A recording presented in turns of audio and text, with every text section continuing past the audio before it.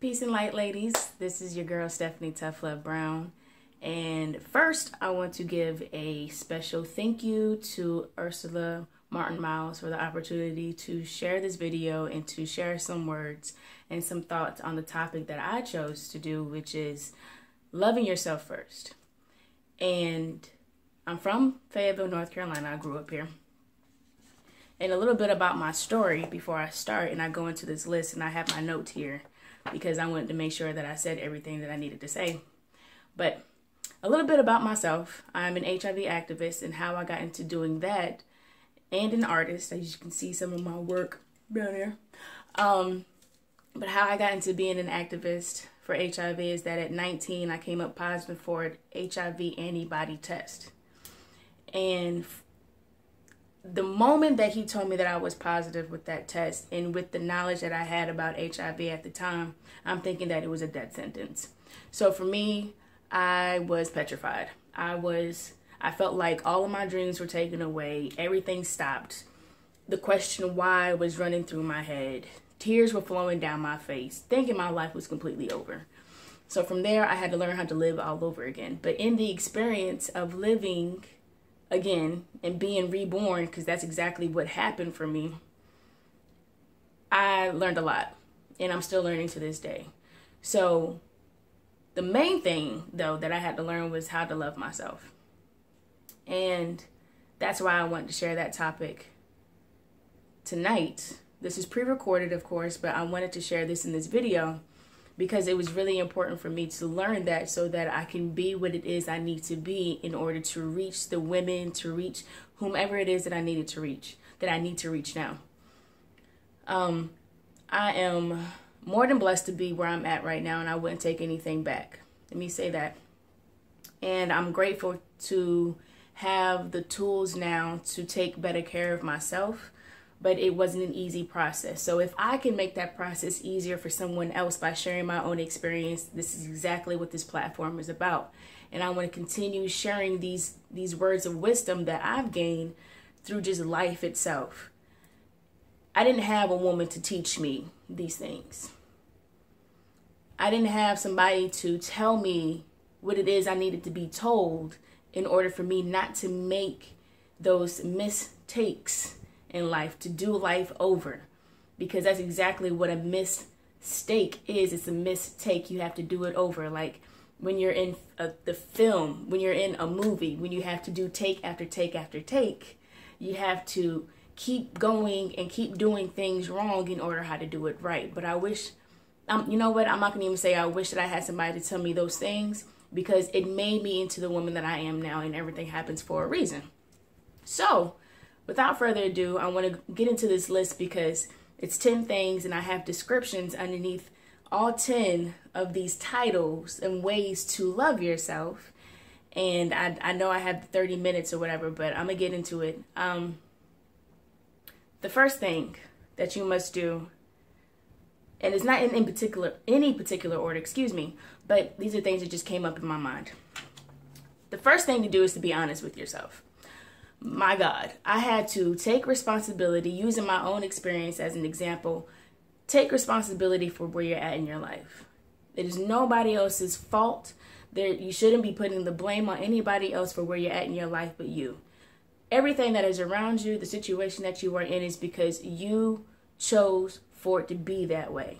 Stop blaming others for your anger. Stop blaming men who cheated on you or did you wrong, or friends who you're not friends with anymore. Stop blaming them for your emotions. Find out where those emotions are coming from and learn to change. That's all emotions are just signals for us to learn and to identify that there needs to be a change. If it's something that you are fed up with, as far as, man, I'm always, when we say this to each other, or when we say this to ourselves, that we're tired of running into the wrong men, that we're tired of people treating us a certain way. People will only treat you a certain way with how you accept it, and I'm going to get into that a little bit later. It's what you accept from those. But at the same time, taking responsibility means checking in with yourself. Checking in with yourself means looking in the mirror and being able to say these things to you. Am I being fair to other people? Could I apologize first to that person instead of waiting for them to apologize to me? Am I doing all that I can do to help the situation that I'm in, whether it be with somebody or something that I'm in myself, whether it's a financial situation, relationships, whatever situation, are you doing all that you can to actually help the situation and not make it worse? Am I acting off of my emotions, or am I acting off of logic? And if I am acting off of emotions, what is it telling me? What is my anger telling me? What is my depression telling me? What are all these emotions really telling me? Is there anything that I am doing that I wouldn't want somebody else to be doing to me? Don't be a hypocrite.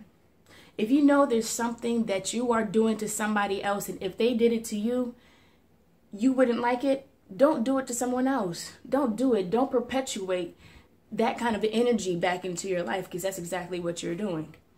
And what changes can I start making now?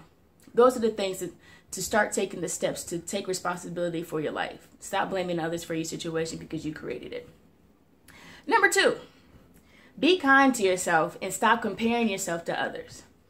Jealousy can be your worst enemy. And if you are always comparing yourself to somebody and what they have and what you don't have, if you're jealous of your ex finding love with someone else when it didn't work out for you, if you are jealous about somebody getting their blessings and you just seem not to be getting yours, it's going to hinder you and keep you away from your blessings more than it is to help you get to them. Stop comparing your life to others. Be kind to yourself and know that time is never wrong and that your time is coming. But you have got to focus on you more instead of focusing on somebody else's life. Get off Facebook. I don't stay on Facebook for anything. The only reason why I get on Facebook is to get encouraged by other people who I follow, to check messages, to post something, and that's about it. Everything else is a distraction. If I'm always worried about what somebody else is doing, then I'm not even working on myself.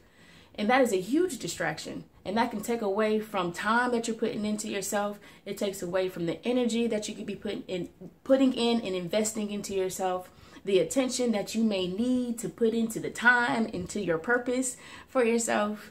So stop comparing your life to others. If there's a car that somebody else has, your car, whatever it is that you desire, whatever it is you desire, whether it's a car, house, love, all of that is coming to you as long as you speak positivity into it. But don't look at somebody else's life and wish that you had what they have, because 1, you don't know the process it took for them to actually get it.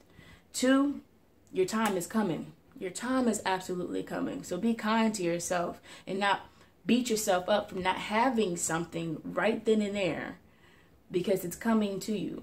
Stay away from distractions and stay away from being envious of somebody else's life. Being envious of what someone else has just because you don't have it. You can get it. You can get it just as much as these celebrities have it. Celebrities that have all this money, you can have that money too. You just gotta work. Get to work, boo-boo. Just get to work. Number 3 is find your passion. That goes into being less distracted. And I'm looking at my time down here. It's telling me 10:57. So I believe at 10:57 it cuts off. But I'll make another video to it or attach it to this. Find your passion. One way to find your passion is to get off your butt. You have got to get off your butt and start moving. In order to find your passion, you have to get connected with certain people. You have to at least start looking for what it is that you have a passion for. Most of the time, when we're younger, we have talents, and our talent is something that will never leave us. The only thing that happens is that we leave it. We put it on the back burner. We forget about it. I've even had that experience. All of these are experiences that I've had, but I had that experience with my artwork. I let it go. I put it down because I was going through something really traumatic in my life. And when I picked up a book that I had put together when I was in high school, I realized I was really, really good. So I got back into it. And now, oh goodness, that's my paper. And now you see all these paintings and everything behind me. And I'm becoming very successful with creating more. I'm less distracted. And I'm finding my purpose in that. Being able to sit in silence and to focus on that passion. But in order to find that passion, start looking at workshops, start following the right places, use social media as a network. Start finding the right places that are having workshops, seminars, anything that is geared to something that you're interested in so that you can learn more about it. But then again, we're going to get into that a little bit later because that's in another topic that I have. But find your passion. When you find your passion, you finally have a purpose. And when you have a purpose, you get out of the bed and you are excited to get to your purpose. And that's one of the best feelings in the world, is to know what your purpose is and to be driven to go forth with it. And everything else falls into place. I see you, phone. I'm going to come back with number 4 and I'm going to start this video back on number 4. So stay tuned.